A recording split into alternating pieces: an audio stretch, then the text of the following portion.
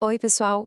Hoje a gente vai dar uma olhada em como a profissão de psicólogo é definida e organizada aqui no Brasil de um jeito oficial. É como se a gente fosse desvendar o mapa que guia os profissionais de psicologia nesse cenário tão complexo do século XXI. Para começar, vamos pensar numa pergunta que parece simples, mas é bem profunda. O que exatamente transforma uma atividade qualquer em uma profissão de verdade, sabe? Com reconhecimento, direitos, deveres, o que dá a ela uma identidade oficial. Então, para milhões de brasileiros, a resposta começa aqui. A carteira de trabalho, o RG, esses documentos são muito mais que papel. Eles são o registro oficial da nossa trajetória profissional. São a prova, para os olhos do Estado, de que a nossa ocupação existe. Ok, mas como é que o governo consegue organizar essa imensidão de profissões que existem?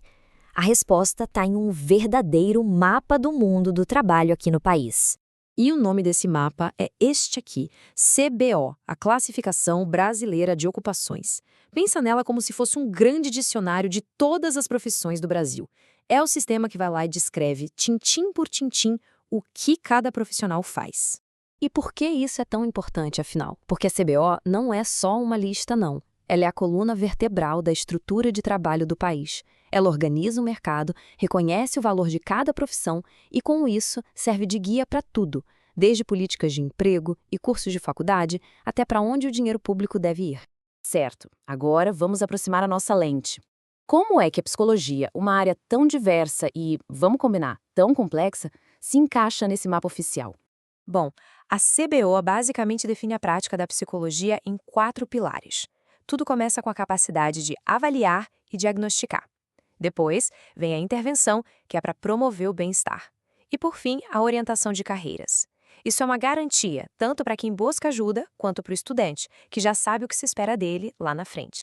E essas atribuições se espalham por áreas muito, mas muito diferentes.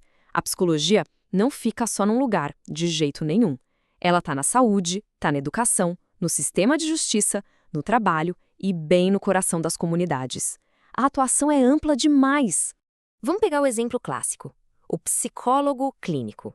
O foco dele é a saúde mental, o diagnóstico, a terapia. É aquela imagem que geralmente vem primeiro na nossa cabeça e a CBO descreve essa função em detalhes. Mas olha só, a CBO também define o psicólogo do trabalho. Esse profissional já atua dentro de empresas, cuidando do bem-estar da galera, melhorando processos, desenvolvendo talentos, um papel super importante no mundo corporativo. Isso só mostra o quanto a área é diversa. A psicologia acontece no consultório? Sim, com certeza. Mas ela também acontece em fóruns, empresas, escolas, basicamente em todos os lugares que a gente, como sociedade, ocupa.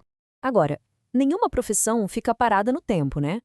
Vamos ver como é que a CBO lida com essa tensão entre aquilo que já está super consolidado e o que está surgindo de novo, de inovador. E que contraste, hein?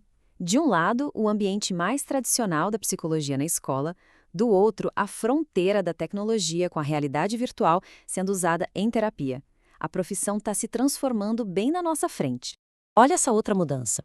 O foco sai do ambiente controlado de uma empresa e mergulha direto no caos organizado do trânsito. A psicologia está sendo chamada para ajudar a gente a resolver problemas cada vez mais complexos da vida moderna. Aqui, a diferença fica bem clara, né? De um lado, os campos tradicionais que oferecem estabilidade, regras do jogo bem definidas. Do outro, os campos emergentes, que são um terreno fértil para inovação, movidos por tecnologia e novas demandas sociais. Mas aí, claro, exigem estudo constante e muita flexibilidade. Vamos ver um exemplo desses campos novos. A neuropsicologia, uma área simplesmente fascinante que conecta, olha só, o hardware do nosso cérebro com o software do nosso comportamento. A neuropsicologia é exatamente essa ponte. Ela investiga como lesões, disfunções ou até pequenas diferenças no cérebro afetam a nossa memória, nossa atenção, nossas emoções. Ela junta o mundo da neurologia com o da psicologia. E aqui tem outra fronteira importantíssima. Num mundo com crises cada vez mais frequentes, surge essa necessidade de ter profissionais especializados em dar suporte psicológico no meio do caos. Seja durante uma pandemia ou depois de um desastre natural, a atuação desses psicólogos é, uau, fundamental. Eles ajudam as pessoas e as comunidades a processarem o trauma, a se reerguerem. É um trabalho de um impacto social imenso. E então, para onde tudo isso está indo? Vamos tentar olhar lá no horizonte e imaginar os desafios e as transformações que estão esperando pela profissão. A tecnologia deixou de ser só uma ferramenta, sabe? Ela está se tornando parte do próprio ambiente terapêutico. Inteligência artificial ajudando em diagnósticos, realidade virtual para tratar fobias. A prática da psicologia está sendo totalmente reinventada. E claro, isso nos joga em questões éticas bem profundas.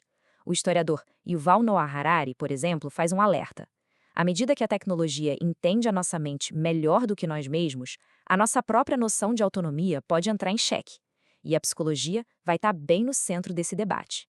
E mesmo com toda essa evolução, a CBO continua sendo uma âncora para cada psicólogo, do recém-formado ao mais experiente. É ela que guia a faculdade, dá a base legal e ética para atuar, garante que a profissão seja reconhecida e ajuda a planejar uma carreira com segurança.